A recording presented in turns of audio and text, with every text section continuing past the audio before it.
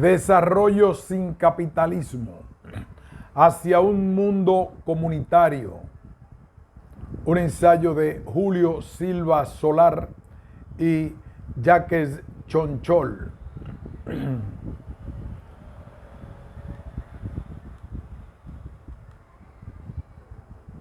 Primera parte. Hacia un mundo comunitario. Introducción. El presente trabajo tiene su punto de partida en otro anterior que publicamos en el año 1951 bajo el mismo título que encabeza estas líneas. Hacia un mundo comunitario.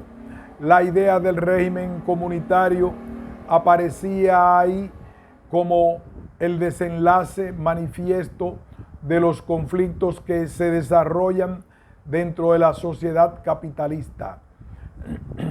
Se mostraba el orden social existente como resultado de un largo proceso histórico que, lejos de haberse detenido, sigue su curso mucho más impetuoso aún, de modo que ninguna forma económica, jurídica o política de la sociedad actual puede estar llamada a eternizarse, por más que invoque en su favor toda clase de derechos humanos o divinos.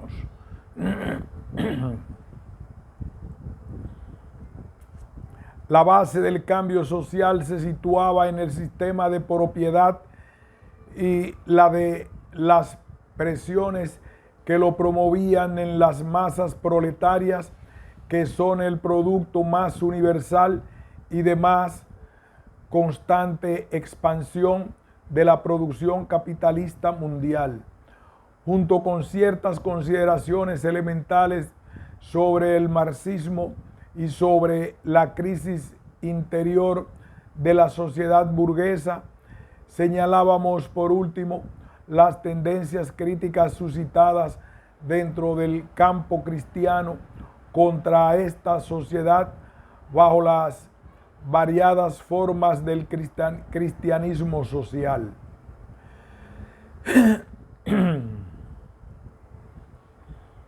Se nos pidió hace poco una nueva edición ampliada o más actual del trabajo a que nos referimos, pero llegamos a la conclusión de que era preferible desarrollar la materia en otra forma. El diagnóstico de los males sociales existentes, su gestación y magnitud han sido ya examinados y vueltos a examinar desde todos los lados. Las cifras abundan y nada queda por medirse o registrarse. La aceptación, por otra parte, al menos conceptualmente, de la necesidad de una profunda remoción del estado actual de cosas se ha impuesto a las conciencias. Se diría que lo raro ahora es no ser revolucionario. No parece útil, pues, insistir en muchos planteamientos que, si se justificaban hace 10 años, resultan un tanto de más en el presente. De lo que se trata hoy por hoy es definir mejor la naturaleza objetiva del cambio de la sociedad, así como el sentido y los fundamentos de las tesis comunitarias y su conexión con los problemas del desarrollo económico.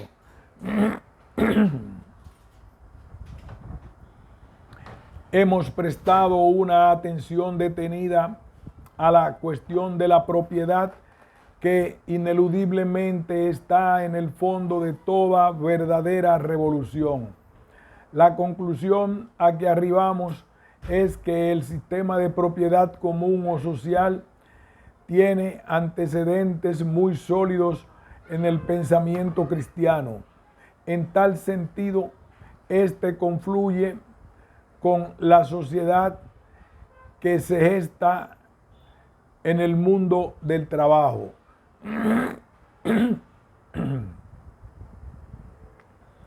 La ideología puede extrañar la abundante referencia al acervo doctrinal del cristianismo en este trabajo.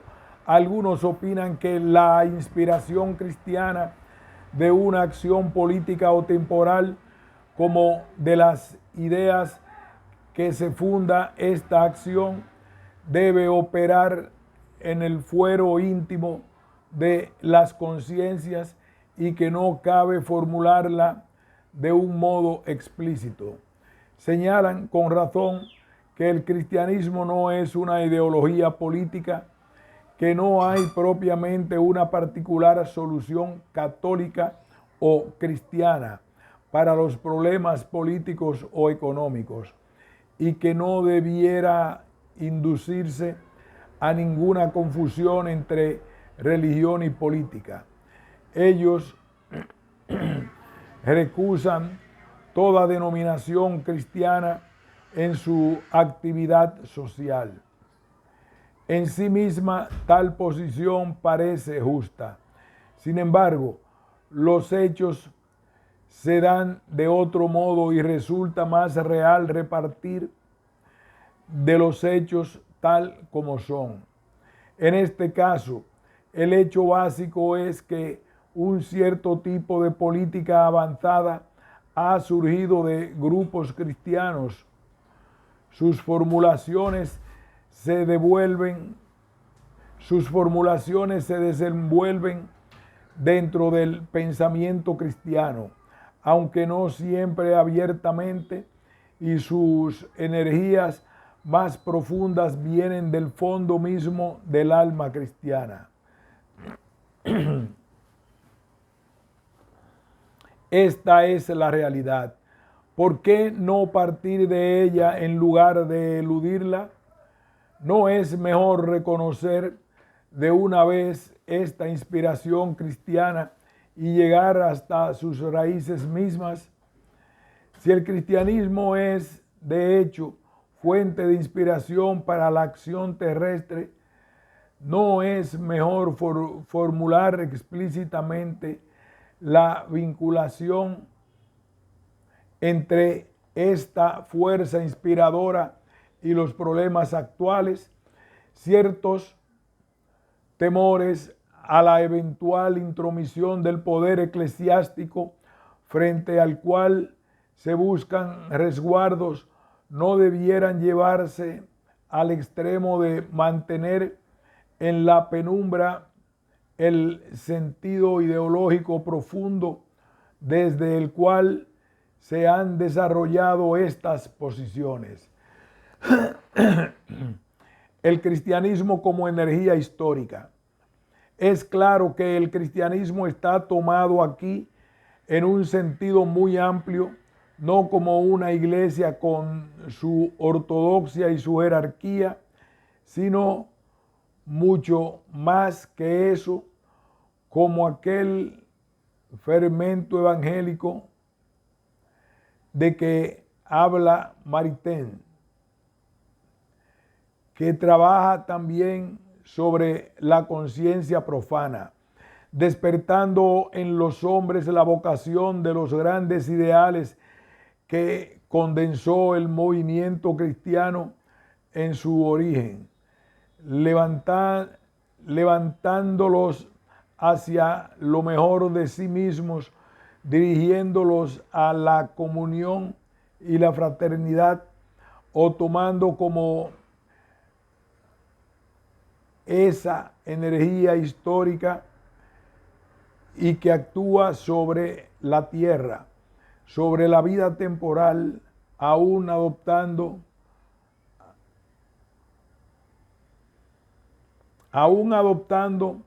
a veces formas heréticas o formas de rebelión en las que parece negarse.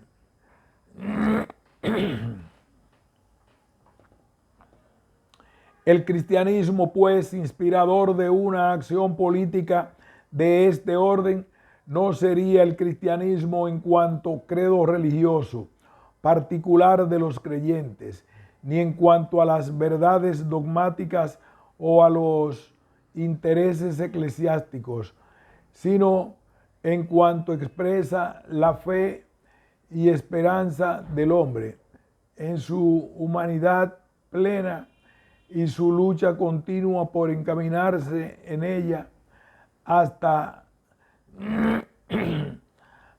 su lucha continua por encaminarse a ella hasta alcanzarla. Lo que une a los militantes en la acción no es, en consecuencia, una creencia religiosa o sobrenatural como tal, sino la tarea de construir una civilización solidaria junto a todos los demás hombres que trabajan en el mismo sentido.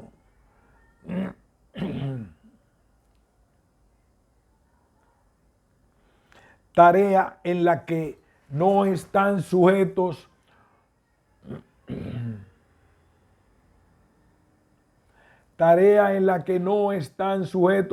a otra autoridad ni a otro programa que los que ellos mismos se dan. Lo cierto es que el cristianismo suscitó en el nombre de la representación o imagen de su futuro, de su esencia realizada, representación que en tanto no se ha materializado, constituye un fuerte dinamismo espiritual. La historia no es irracional ni arbitraria para el cristianismo. Se dirige a un fin de redención humana. Es la buena nueva de Jesús, el reino de Dios y su justicia.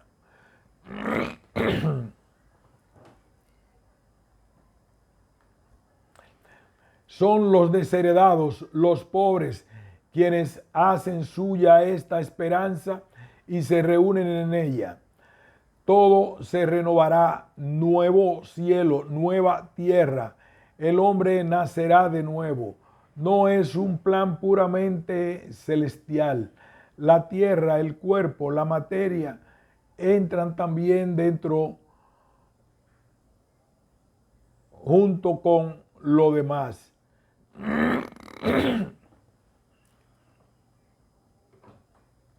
Comunión universal, comunión. El acto en su recuerdo que Jesús dejó a sus discípulos fue la comida común. Todos participan del mismo pan y del mismo vino y se unen ahí fraternalmente. El fin último es la suprema comunión con Dios. Todo es de todos, sin propiedad, sin clases, sin dinero, sin nada que separe al hombre del hombre, que todos sean uno, se reconocerán por el amor, se encontrará el que se pierda para su egoísmo.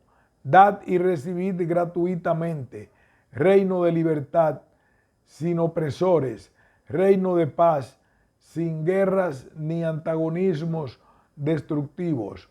Reino universal, alcanza a todos los pueblos, razas y lugares. Reino de abundancia, manarán los viajes, dicen los profetas.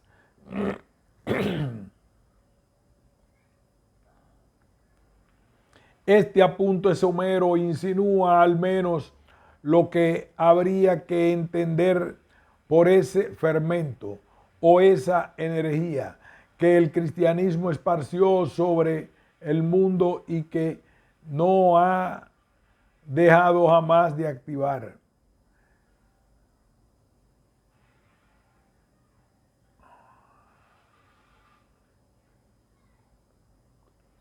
Este apunte somero insinúa al menos lo que habría que entender por ese fermento o esa energía que el cristianismo esparció sobre el mundo y que no ha dejado jamás de activar en una forma u otra el avance de la humanidad.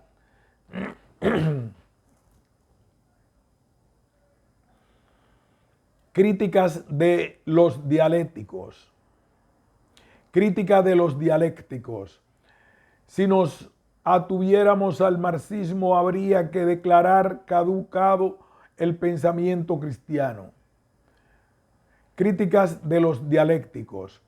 Si nos atuviéramos al marxismo, habría que declarar caduco el pensamiento cristiano, por cuanto corresponde a una etapa ya superada de la sociedad. Imposible que ese pensamiento pueda sustentar un verdadero programa.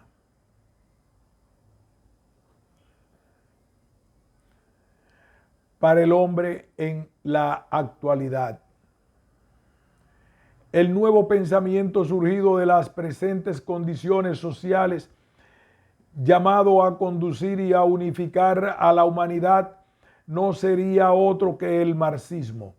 Este concepto subyacente o confesado abiertamente es propio de la mentalidad marxista y proviene de uno de los aspectos más peculiares de su filosofía, aquella tendencia a resolver las ideas y en general toda expresión del espíritu en las condiciones de vida, material o social que surgieron.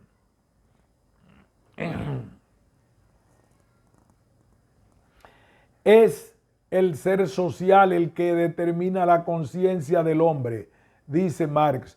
Pero Marx polemizaba, es el ser social el que determina la conciencia del hombre, dice Marx. Pero Marx polemizaba contra el idealismo filosófico para el cual la omnipotencia de las ideas lo era todo y el ser social nada. Mas sujetar por completo al espíritu a la realidad social no es más que invertir el error idealista. El marxismo ha hecho ver, y es un mérito suyo, cómo el espíritu convertido en sistema o en ideología encuentra en la práctica social que lo genera su verdadera clave o explicación, pudiendo decirse en tal sentido que se resuelve en ella. Pero los contenidos espirituales más profundos del hombre son irreductibles. Solo su desarrollo concreto tiene su base en las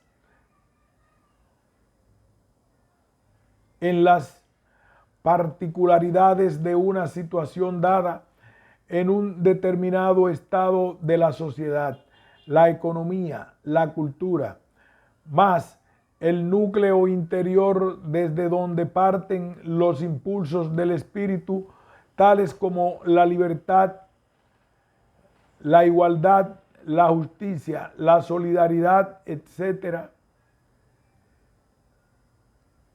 está en la naturaleza misma del hombre, la que se manifiesta como voluntad ética, como conciencia de una ley natural o moral, sujeta, es cierto, a un progresivo descubrimiento en la historia, según se desarrolla la sociedad y la cultura, y en recíproca influencia con este desarrollo, pero expresando siempre esa naturaleza y su vocación por realizarse. Esa naturaleza humana y el espíritu que le es propio tienen pues un fondo objetivo que da lugar a una conciencia objetiva de todo ello. Si no pudiera hablarse de esa naturaleza humana sin todo lo que la conciencia nos dijera al respecto, estuviera enteramente determinado por el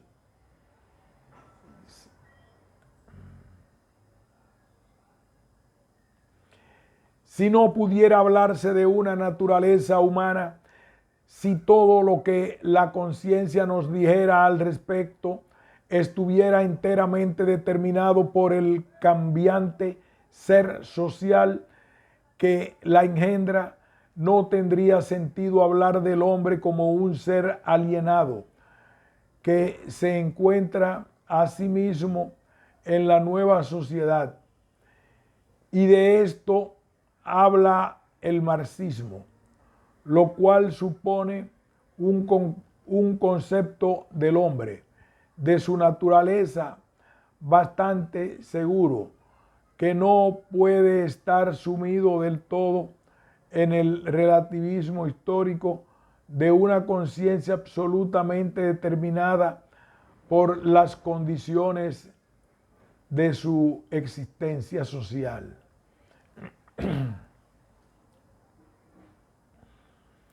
Los nuevos hechos. Para el materialismo histórico, la voluntad y la conciencia del hombre no son sino reflejos de una realidad más importante. ¿Cuál es el proceso social? La libertad aparece bien disminuida dentro de este proceso. La moral es una moral de clase, o sea, una moral que no puede sobrepasar su base social, económica, solo después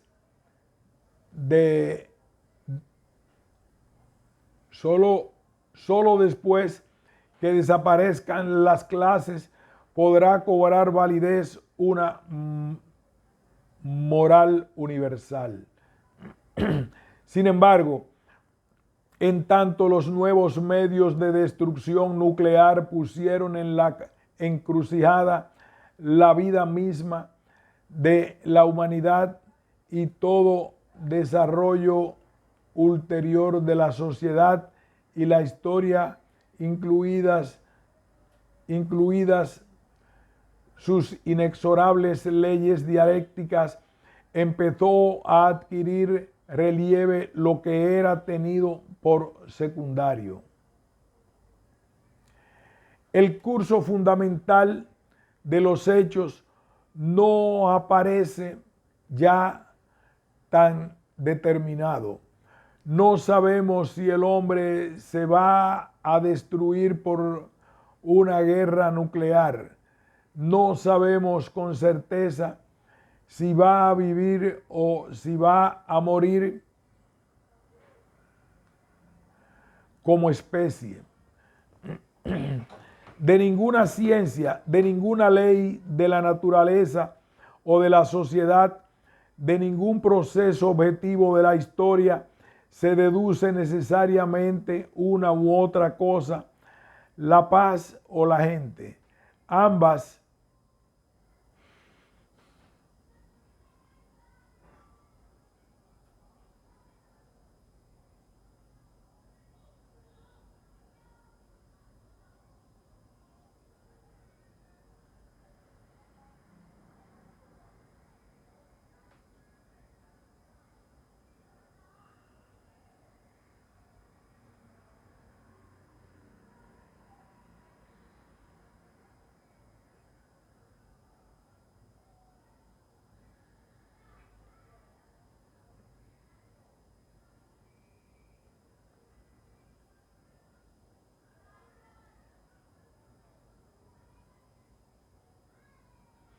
los nuevos hechos. Para el materialismo histórico, la voluntad y la conciencia del hombre no son sino reflejos de una realidad más importante, cuál es el proceso social. La libertad aparece bien disminuida dentro de este proceso. La moral es una moral de clase, o sea, una moral que no puede sobrepasar su base social económica. Solo después que desaparezcan las clases podrá cobrar validez una moral universal. Sin embargo, en tanto los nuevos medios de destrucción nuclear pusieron en la encrucijada la vida misma de la humanidad y todo el desarrollo ulterior de la sociedad y la historia, incluidas sus inexorables leyes dialécticas, empezó a adquirir relieve lo que era tenido por secundario. El curso fundamental de los hechos no aparece ya tan determinado. No sabemos si el hombre se va a destruir por una guerra nuclear. No sabemos con certeza si va a vivir o si va a morir como especie. De ninguna ciencia, de ninguna ley de la naturaleza o de la sociedad, de ningún proceso objetivo de la historia, se deduce necesariamente una cosa u otra, la paz o la guerra. Ambas son posibles. Qué decisivo aparece entonces en estas nuevas circunstancias el hombre con su libertad y su discernimiento. Y no es organizando la voluntad humana y llamando a la conciencia moral de las gentes que los marxistas promueven su política de coexistencia pacífica contra la naturaleza del imperialismo y de la sociedad de clases. Se llevarían la guerra en su seno, movilizan tales medios espirituales como si en la práctica les otorgaran más fuerza que la que les otorga en teoría el materialismo histórico. Las invocaciones a los sentimientos y a los fines simplemente humanos, universales, a la moral, a la cultura común, a todos, han pasado al primer plano. El principio en que se funda esta política es de interés para el hombre en general, no de una clase. Más aún, para el marxismo las contradicciones antagónicas tienen carácter dialéctico y se resuelven por la lucha, ya pacífica, ya violenta. Ninguna forma de violencia era descartada de este proceso natural. Ahora, en cambio, parecería que la contradicción entre el capitalismo y el socialismo como sistemas mundiales ya no tendría en todo caso carácter dialéctico. Así se desprende de las palabras dichas por el primer ministro ruso Khrushchev con ocasión de la firma del Tratado contra las Pruebas Atómicas. Si estallara una guerra nuclear, afirmó, los sobrevivientes envidiarían a los muertos. La violencia nuclear ya no sería, pues, la partera que ayuda al nacimiento de la nueva sociedad. Sería la sepulturera. La contradicción entre ambos sistemas pierde su carácter dialéctico, ya que no se resuelve en un progreso, sino en un retroceso mortal. Será dialéctica solo si evita el choque nuclear. Es como decir que la dialéctica, para mantenerse en pie, tiene ahora mucha necesidad del albedrío humano. El marxismo. La concepción clasista es solo un principio de explicación de la realidad social, pero no una explicación definitiva. Se pensaba, por ejemplo, que la socialización de los bienes y el fin el fin de la propiedad privada.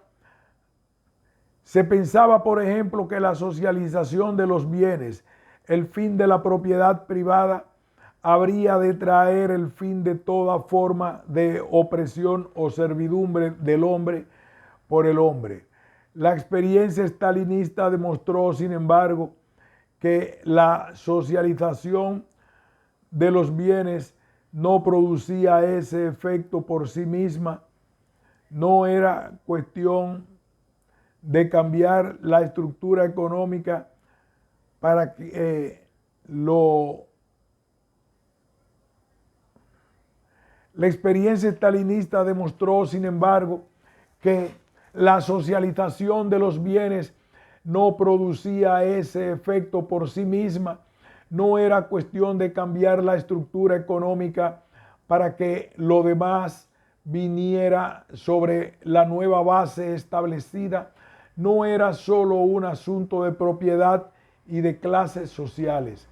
El problema era más complejo que su acondicionamiento material. Del mismo modo, se ha producido un serio conflicto que la doctrina no contemplaba entre las dos naciones más importantes del cambio socialista, Rusia y China. Parecía que entre países socialistas no podía ocurrir eso.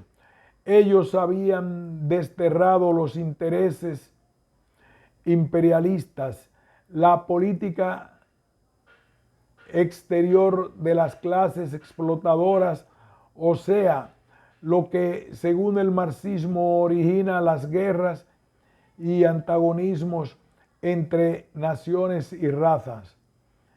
Y he aquí que el conflicto, sin que medien esos factores, y he aquí el conflicto sin que medien esos factores. De nuevo, el problema era más complicado de lo que suponía el materialismo histórico. Tenemos un buen juicio del marxismo. Las verdades más claras sobre la economía y la sociedad moderna, el hecho de las clases sociales y su importancia decisiva en la vida del hombre y el desarrollo de la sociedad han sido enseñadas por el marxismo, y quien no asimile estas enseñanzas entenderá muy poco del mundo que tiene delante de sí. Pero el marxismo está muy lejos de agotar la verdad, y hay ciertas cosas que convienen en obsoletas, alienándose entre ellas sin darse cuenta, y otras que no se han visto o que ha visto a medidas. Por ejemplo, lo psicológico, lo espiritual, diríamos que tiende a hacerse más insuficiente en algunos aspectos, revisarse en otros, y a la vez a incorporarse definitivamente a la conciencia general de sus grandes aciertos. Los sistemas ideológicos. La nueva etapa a que nos encaminamos responde a un principio integrador. Los sistemas ideológicos también han servido para separar los hombres, y cabe plantearse la suerte que correrán en un mundo en que todo tiende a la integración de hombre con el hombre, con las cosas y consigo mismo, y donde la ciencia está creando una base muy sólida a esta síntesis integradora. Aún en el campo religioso, las diferencias tenidas por tanto tiempo como incólumes empiezan a ceder bajo la presión del nuevo espíritu ecuménico. La verdad es que hay mucho de falso en el respetable mundo de las ideologías. A menudo estas no han sido sino modos de representar realidades menos elevadas, antagonismos de poder, división destructiva del hombre en todos los niveles. Lo cierto es que el hombre de ideas sucederá al hombre de ideologías.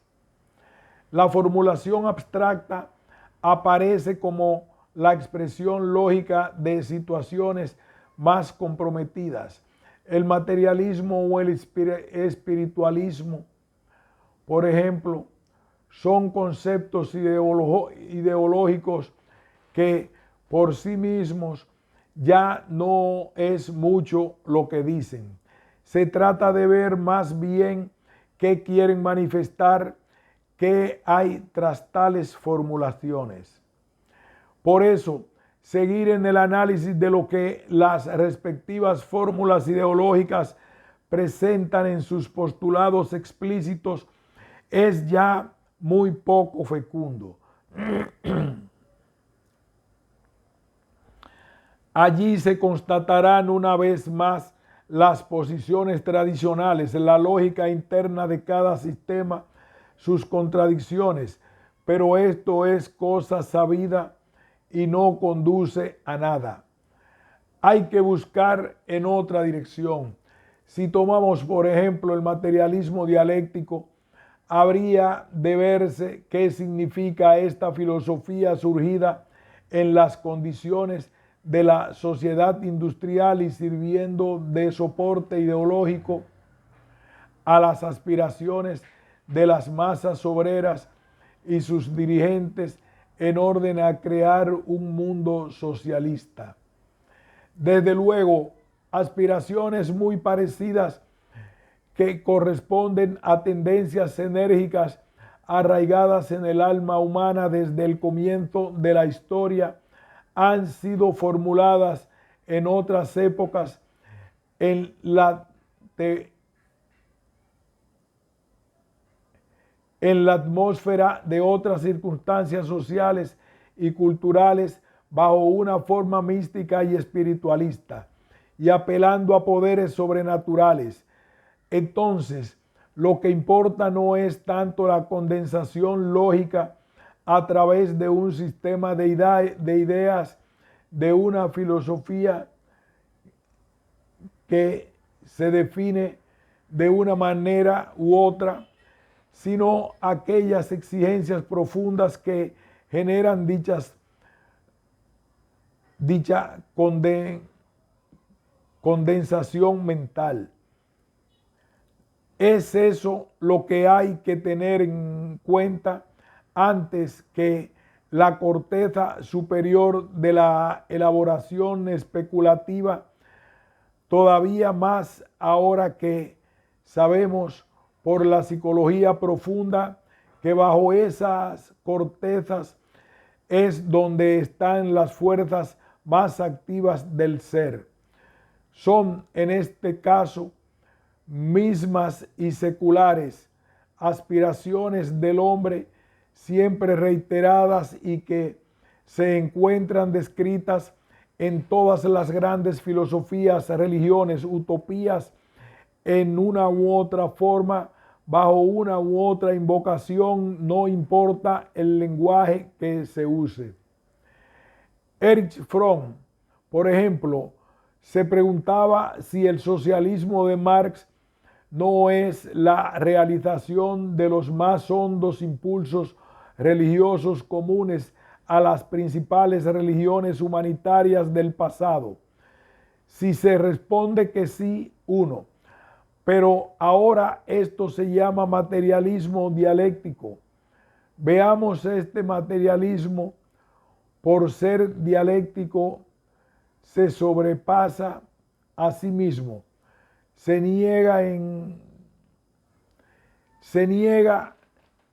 Se supera lo que debe llevarlo a las formas superiores de la materia, o sea, a lo espiritual.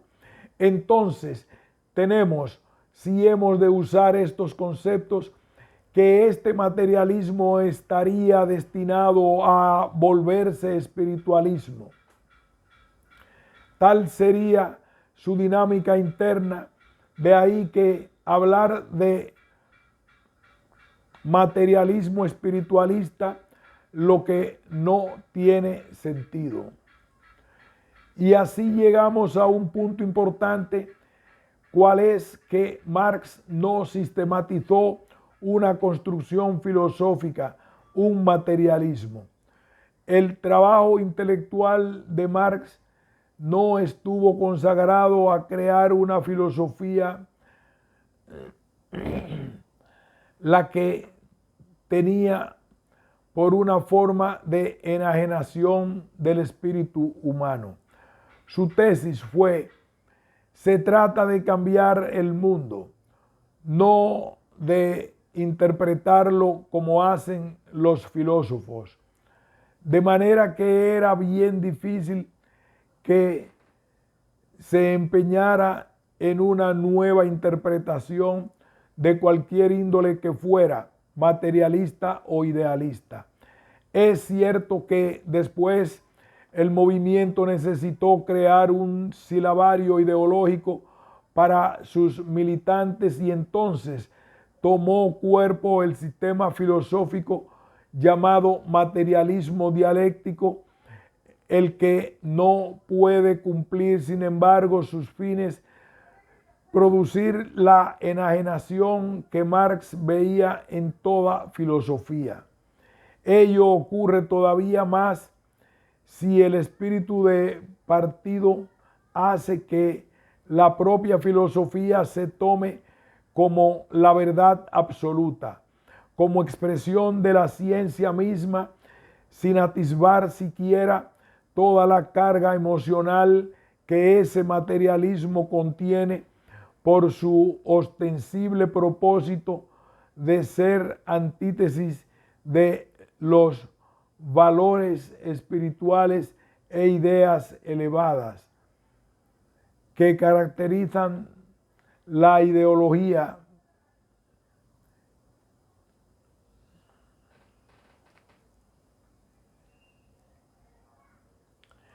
Ello ocurre todavía más si el espíritu de partido hace que la propia filosofía se tome como una verdad absoluta, como expresión de la ciencia misma, sin atisbar siquiera toda la carga emocional que ese materialismo contiene, por su ostensible propósito de ser la antítesis de los valores espirituales e ideas elevadas que caracterizan la conciencia de las clases ricas, por proyectar como ideología la situación actual de las masas proletarias, sumidas en el mundo material, materializadas ellas mismas como objetos de explotación y servidumbre. De suerte que este materialismo está fijado a una condición de clase y de lucha de la futura sociedad, con lo que promueve su propia desaparición como filosofía. El hombre dividido. El materialismo marxista sabe que es un pensamiento de partido, de clase, aunque no siempre saca todas las consecuencias de ello. Toma partido por la masa social, el ser social, la base productiva material, y le subordina la conciencia, las ideas. Sitúa en las masas trabajadoras, en su crecimiento como fuerza productiva, la clave y el mecanismo de la historia, así como el trasfondo secreto de las formas espirituales que siempre se habían creído autónomas. El pueblo, la masa humana, viene a ser la fuerza determinante que se define como material, como materialidad, y no las clases altas ni sus preclaras personalidades o genios que aparecen asociadas a las llamadas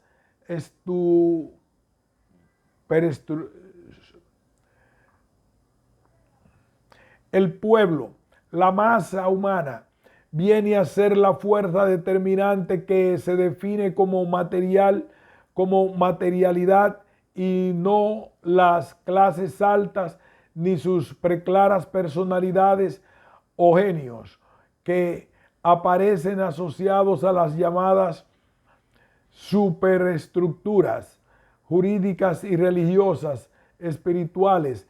No se trata de establecer la verdad o falsedad de este pensamiento, sino de ver cuán ligado está a la realidad antagónica del mundo, desde el origen mismo de su formulación, al plantearse el problema de la primacía de la materia o del espíritu, de ser o del pensar, según las palabras de Engels.